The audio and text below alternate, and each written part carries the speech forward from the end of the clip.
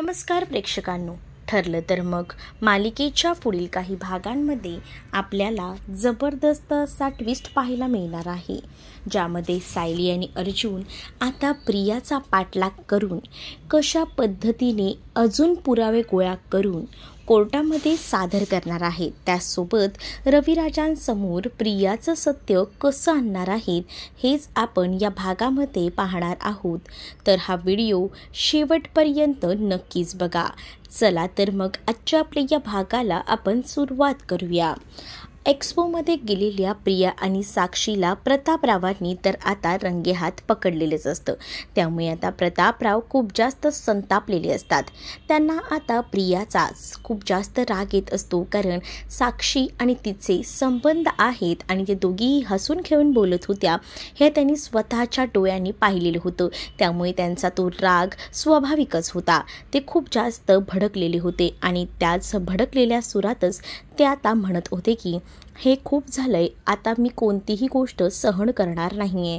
तुला तर चांगलंच माहिती आहे की आपल्याकडे सध्या काय चालू आहे, पण तू ह्या साक्षी आणि महिपतशी एकदम आरामात बोलतेस, तुला याबद्दल जरा देखील काहीच वाटत नाही का, असं बोलून तिला खूप काही सुनावलं जातं। तरीसुद्धा ही प्रिया ऐकते कसली, स्वतःवर कोणतेही आळ घेत नसते। ती सरळ सरळ स्पष्ट सांगत असते की माझा आणि तिचा काहीच संबंध नाही आहे, मी फक्त सहज म्हणून तिथे गेले होते, असं काहीसं खोटं ती पुन्हा एकदा बोलत असते। मी नॉर्मलच तिच्याशी बोलत होती, हे काहीसं तिचं वाक्य इकडे मात्र अश्विन त्यासोबत कल्पना आणि प्रतापरावांना तर पटलेलंच नसतं। तरीसुद्धा आता ते या एक्स्पोमध्ये काही भांडणं नको म्हणून शांत असतात, कारण तिला विचारलेल्या प्रश्नांची उत्तरं तर तिच्याकडे नसतातच आणि म्हणूनच आता दोघंही जण ठरवतात की हिच्याकडे कोणत्याही प्रश्नांची उत्तरं नाही आहेत, याचा अर्थ की ही नक्कीच काहीतरी आपल्यासोबत खोटं बोलत आहे। पण ही काय खोटं बोलत आहे हे काहीसुद्धा कळायला मार्ग नसतो। तरीसुद्धा आता इकडे सायली आणि अर्जुन हे दोघंही जण जे असतात ते आता बराच पुरावा शोधण्याच्या तयारीत असतात। दोघंही जण पुरावे तर शोधत असतातच आणि त्यावेळेला आता त्यांच्या हाती खूप मोठमोठे पुरावे तर लागलेलेच असतात। म्हणजेच आता सायलीच्या हाती तर ते पेंडंट लागलेलं असतं, पण आता अर्जुनच्या हाती तर सगळ्या महिपतच्या काळ्या कांड्या लागलेल्या असतात। म्हणजेच त्याचे जे काही व्यवहार आहेत अनलिगल आणि त्याचसोबत त्याच्या ज्या काही पिस्तूल्स सुरा हे सगळं काही आता अर्जुनच्या हाती लागलेलं असतं। त्यामुळे अर्जुनला या लॉकेटसोबतच आणखीन बरेच पुरावे त्याला मिळालेले असतात आणि त्यामुळेच आता त्यांना पूर्णपणे खात्री असते की आता ही केस जिंकण्यापासून आपल्याला कोणीही सुद्धा वाचवू शकत नाही आणि त्यामुळेच आता ते दोघंही जण प्रचंड म्हणजे प्रचंड खुश असतात। आता अर्जुन आणि सायली हे दोघंही जण तिकडनं निघायचे आधी सगळे पुरावे आपल्याकडे घेतात। म्हणजेच अर्जुनने तर आता हे घेतलेलंच असतं आणि त्याचसोबत साक्षीचं जे पेंडंट असतं त्याशिवाय काही महिपतच्या वस्तूसुद्धा अर्जुनने गायब केलेल्या असतात आणि त्यामुळेच आता त्यांना तिथपर्यंत खोल पोचायचं असतं। तिकडे आता जी सायली असते ती सुद्धा हुशार असते आणि जेव्हा ती घरी येते तेव्हा तिला एक सत्य समजतं, ते म्हणजे प्रियाने एक्स्पोमध्ये घातलेला गोंधळ। कारण का आता प्रियाने त्या एक्स्पोमध्ये जरी उत्तरं दिलेली नसली ती सुद्धा तिला घरी येऊन या प्रश्नांची उत्तरं ही द्यावीच लागणार असतात आणि त्यामुळे आता कल्पना आणि त्याचसोबत प्रतापराव हे शांत बसत नाहीत आणि काही झालं तरी सुद्धा त्यांना आता या सगळ्याचा पाठपुरावा घ्यायचाच असतो आणि त्यासाठी दोघंही जण जेव्हा घरी येतात तेव्हा पुन्हा एकदा या तन्वीला प्रश्न विचारू लागतात आणि तिला म्हणत असतात की नेमकं तुझं काय चालू होतं, आम्हाला जरा स्पष्ट सांगच, कारण आमच्यापासनं तू बऱ्याच गोष्टी लपवतेस। आपला आणि त्यांचा इतका 36चा आकडा असताना सुद्धा तू तिच्याबरोबर एवढी हसून खेळून का बोलत होतीस, या प्रश्नाचं उत्तर तर मला अपेक्षितच आहे, असं देखील आता कल्पनाही बोलत असते। पण त्याच वेळेला आता तिथे असणारे सायली अर्जुन देखील म्हणत असतात म्हणजे हिने काही गोंधळ घातला आहे का। त्याच वेळेला सायली अर्जुनला प्रतापराव घडलेला सगळा प्रकार सांगतात आणि हिला मी स्वतः माझ्या डोळ्यांनी हसत खेळत बोलताना पाहिलेलं आहे असं देखील ते म्हणू लागतात. आणि जेव्हा हे सगळं काही ते म्हणतात तेव्हा मात्र आता इकडे प्रियाचं तोंड पाहण्यासारखं झालेलं असतं. प्रियाची बोलतीच बंद झालेली असते. तिला कळतच नसतं की आता या सगळ्या प्रसंगी आपण काय बोलावं.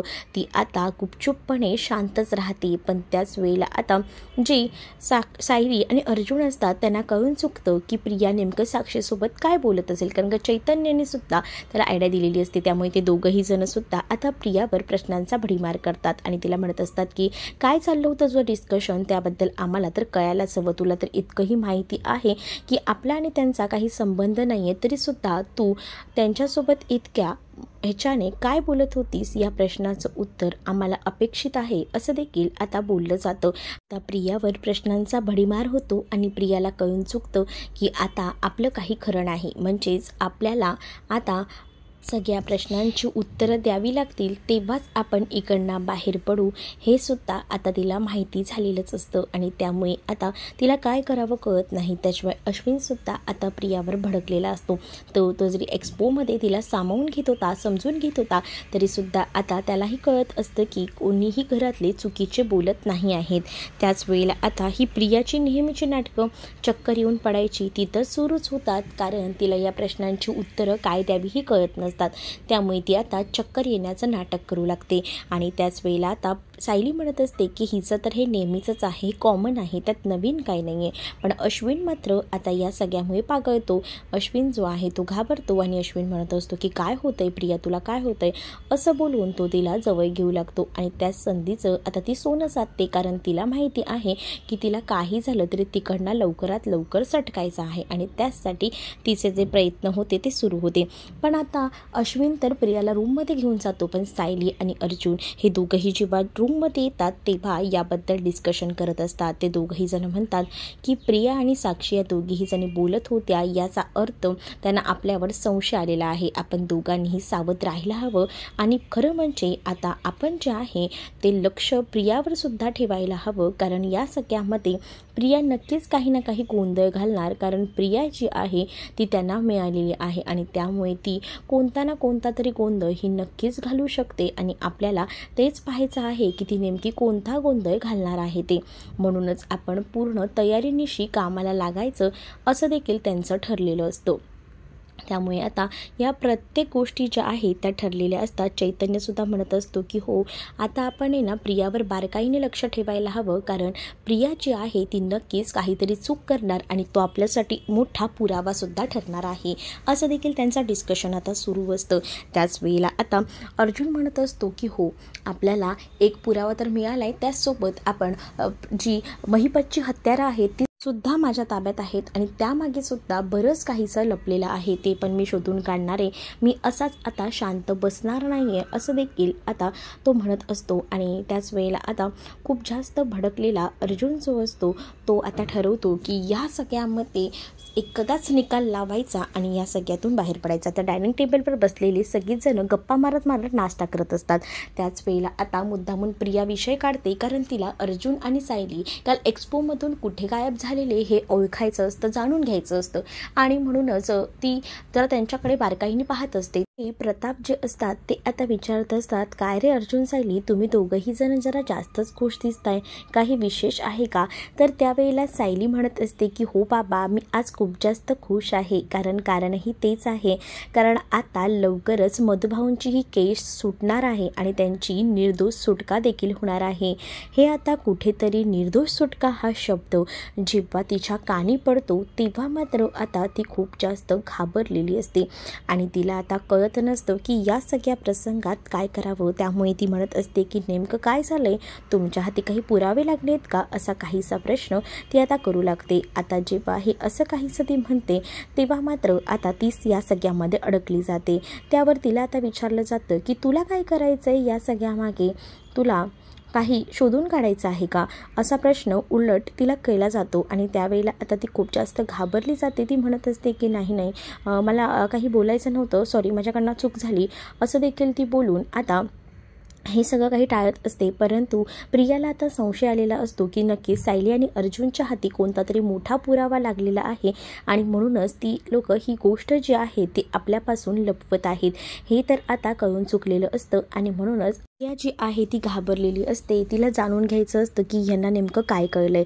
पण आता इथे सायली आणि अर्जुन देखील तितकेच हुशार असतात आणि ते तिला काही देखील समजून देत नाहीत आणि त्यामुळे आता पुरती अडकलेली असते. ती म्हणजे भयंकर ती म्हणजे आता आपली प्रियाला कळून चुकतं की यांच्या हाती काहीतरी लागलं आहे आणि जर यांनी हे सगळं काही कोर्टात सिद्ध केलं तर आपलं काही खरं नाही, आपण या सगळ्यामध्ये चांगलेच अडकून जाऊ हे सुद्धा आता माहिती झालेलं असतं आणि त्यामुळे आता ती ही सगळी गोष्ट महिपतला आणि साक्षीला सांगायचं ठरवते.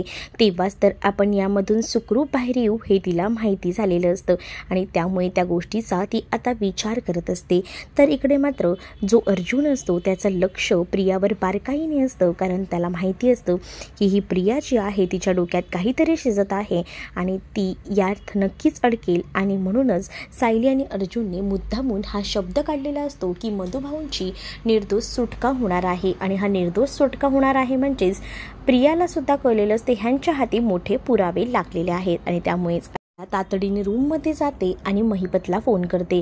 महिपतला फोन करून प्रिया या घडलेल्या घटनेबद्दल सांगते आणि म्हणत असते की तुम्हाला माहिती आहे का यांच्याकडे कोणता तरी मोठा पुरावा हाती लागलेला आहे. त्याच वेळेला आपल्याला काही झालं तरी यातून बाहेर पडायचं आहे तर आपल्याला डिस्कशन करावं लागणार आहे, कारण ह्यांच्या हाती मोठा पुरावा लागलाय, कारण ते सरळ सरळ म्हणतायत की मधुभाऊंची निर्दोष सुटका होणार आहे. त्यावर आता महिपत जो आहे तो प्रियावरच भडकलेला असतो. तो प्रियालाच म्हणत असतो की या सगळ्यात आहे ना मी जर फासावर लटकलो किंवा साक्षी लटकली ना तर तुला मी सोडणार नाही, कारण सगळ्यात जास्त चूक तुझी आहे. त्यांना नक्कीच काहीतरी एवढं मोठं सापडलंय, मग तू घरात काय करतेस, घरात तुझं लक्ष नाही आहे का त्यांच्यावर. इकडे आता सायली, अर्जुन आणि चैतन्य हे दोघंही जण रूममध्ये बोलत असतात आणि त्याच वेळेला आता अर्जुन जो असतो तो सायलीला म्हणत असतो की बघितलंस ना प्रिया आपल्याला कसे प्रश्न विचारत होती, नक्कीच तिला आपल्यावर संशय आलेला आहे. आपल्याकडचं पेंडंट तर आपण सांभाळून ठेवायलाच हवं. त्याचसोबत आपल्याला हे सुद्धा लक्षात घ्यायला हवं की प्रिया आता कुठे जाते, कोणाला जाऊन भेटते, कारण कालही बघितलं ना एक्स्पोमध्ये ती साक्षीसोबत बोलत होती. याचा अर्थ त्या दोघीही जणी अजून व्यवस्थित बोलतात आणि ती त्यांना सपोर्ट करते. आपल्या घरातील सगळ्या गोष्टी ती त्यांना जाऊन सांगते आणि म्हणूनच तर ती लग्न करून या घरात आली आहे. पण आपण देखील तितकेच हुशार आहोत, आपणही आता त्यांच्यावर भारी पडायचं असंच आता तिने ठरवलेलं असतं आणि म्हणूनच ती पूर्ण प्लॅनिंगनिशी तयारीला लागलेली असते. तर पुढे आता आपल्याला पाहायला मिळतो की जो महिपत असतो तो आता गेलेला असतो आणि महिपत जो आहे तो आता भेटण्यासाठी गेलेला असतो आणि महिपत जेव्हा दामिनीला भेटायला जातो तेव्हा तो म्हणत असतो की ओ बाई मला काही झालं तरी वाचवा, मला पण आणि माझ्या मुलीला सुद्धा. त्यावर दामिनी म्हणते की आता काय नवीन घोळ घालून ठेवला आहे. तर दामिनीला तो सांगू लागतो की घोळ कसला, मी तर नाही घातला पण या प्रियाने तर नक्कीच घातला आहे. तिचाच मला आता एक फोन आला होता आणि तिने मला सांगितलं आहे की त्या सायली अर्जुनने तरी पुरावे शोधले आहेत आणि त्या पुराव्यांनुसार ते आता निर्दोष सुटका सुद्धा करणार आहेत.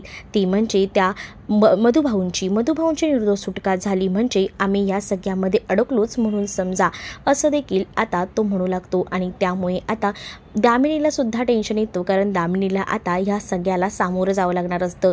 अर्जुन जे काही प्रश्न विचारेल त्याला उलट उत्तर कसं द्यायचं आणि कसा हा प्रश्न टाळायचा यासाठी दामिनीला सुद्धा आता खूप जास्त स्टडी करायला लागणार असतो, कारण त्यांना माहीत नसतं की नेमका पुरावा अर्जुनच्या हाती कोणता लागला आहे, कारण प्रियाने तिची चोख कामगिरी बजावलेली नसते. आता प्रियाला सुद्धा दामिनीकडे बोलवलं जातं आणि त्याच वेळेला दामिनी प्रियाला विचारत असते की तुला काय काय समजलं आहे ते आम्हाला जरा नीट सांग. त्याच वेळेला घाबरलेली प्रिया ही महिपतच्या समोर आता म्हणत असते की काय आहे ना, ती लोक डायनिंग टेबलवर बसले होते आणि ते जास्त खुश होते म्हणून प्रतापने त्यांना विचारलं होतं की काय झालं. त्यावेळेला ते म्हणाले की आता जी केस होईल ती एकदमच फायनल होईल, लास्टची होईल आणि त्यांना काहीतरी पुरावे लागले, त्यामुळे ते आता मधुभाऊंची त्या सगळ्यातून कायमची निर्दोष सुटका करणार आहे. हे जेव्हा आता प्रिया म्हणत असते तेव्हा मात्र दामिनी म्हणत असते की कोणते पुरावे त्यांच्या हाती लागलेत आणि ते सुद्धा दोन कोणते आहेत ते तुला माहिती आहे का. तर प्रिया म्हणत असते दामिनीला की नाही ना, ते फक्त इतकंच म्हणाले, मी विचारायचा प्रयत्न केला पण ती लोक थोडे ना मला याबद्दल सांगणार आहेत. आता जो महिपत असतो तो खूप जास्त घाबरलेला असतो, कारण त्याला आता माहिती झालेलं असतं की अर्जुन इतका कॉन्फिडन्सने या सगळ्याबद्दल बोलत आहे, याचा अर्थ तो नक्कीच मला या सगळ्यामध्ये अडकवणार आहे.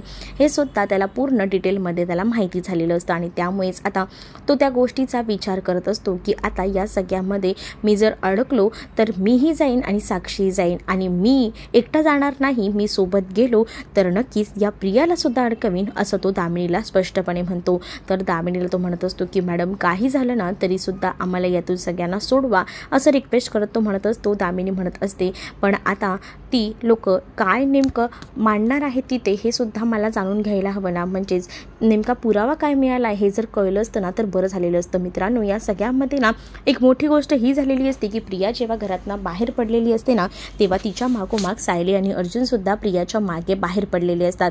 का तर त्यांना आता सगळं सत्य जाणून घ्यायचं असतं की नेमकं काय आहे ते आणि नेमकं काय घडलं होतं हे सगळं सत्य जाणून घ्यायचं असतं आणि म्हणूनच ते आता प्रियाच्या मागे आलेले असतात. आणि आता दामिनीच्या ज्या काही डिस्कशन त्यांचं सुरू असतं दामिनीच्या ऑफिसमधलं ते सगळं डिस्कशन ते दोघंही जण ऐकत असतात. आणि त्याच वेळेला आता मोबाईलमध्ये व्हिडिओसुद्धा अर्जुन जो आहे तो रेकॉर्ड करतो, कारण त्याच्यासाठी हा एक मोठा पुरावा असतो की दामिनीला जाऊन हे लोक भेटत आहेत आणि त्यानंतर बऱ्याच गोष्टी ठरवत आहेत. हा एक पुरावासुद्धा कोर्टात आपण जेव्हा सादर करू ना तेव्हा ही लोक जे काही खरं बोलतायत ते तर समोर येईलच. मग आता दामिनी त्यावर काय फिरवते हे सुद्धा दामिनीची चूक लक्षात येईल.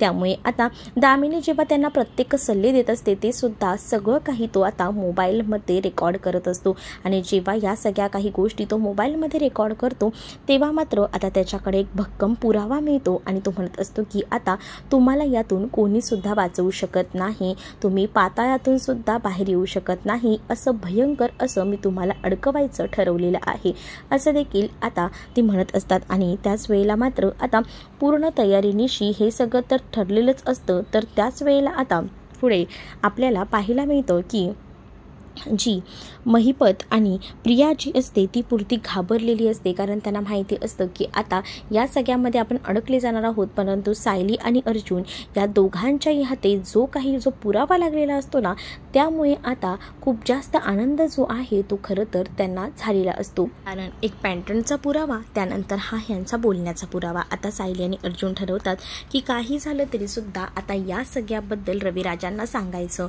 सायली मात्र या सगळ्यासाठी अर्जुनला अडवत असते आणि म्हणत असते की नको, आपण हे सगळं काही सांगायला नको. पण आता अर्जुन म्हणत असतो की नाही, सिनियरला सुद्धा प्रियाबद्दल जे काही आहे ते कळायला हवं. आणि म्हणूनच ते दोघंही जण आता रविराजांना भेटायला जातात. रविराजांना भेटायला गेल्यानंतर जो काही पुराव्याचा व्हिडिओ असतो, म्हणजेच दामिनी, महिपत आणि प्रिया हे एकत्र ऑफिसमध्ये बसले आहेत आणि ते जे काही डिस्कस करतायत ते सगळं काही अर्जुन आणि सायली आता रविराजांना दाखवतात. रविराज जेव्हा हा व्हिडिओ पाहतात तेव्हा तर त्यांना धक्का बसतो. त्याच वेळेला प्रतिमा रविराजांना म्हणत असते की मी तुम्हाला म्हणत होते तन्वीच्या वागण्यात वेगळा बदल दिसतोय, ती आपल्यापासून काहीतरी लपवते हे दिसते, पण तुम्ही तेव्हा माझं ऐकलं नाही, बघितलं ना हे सगळं काय करून बसली ही मुलगी. त्याच वेळेला रविराज म्हणतात की म्हणजे माझी मुलगी तन्वी ही एका गुन्हेगाराला सपोर्ट करते, मी ह्या गुन्हेगारांच्या विरोधात आहे, मी वकील आहे आणि माझी मुलगी हे सगळं नाही, हे शक्यच नाही, मला तर माझ्या डोळ्यांवरही विश्वास बसत नाही, हे सगळं कसं काय होऊ शकतं.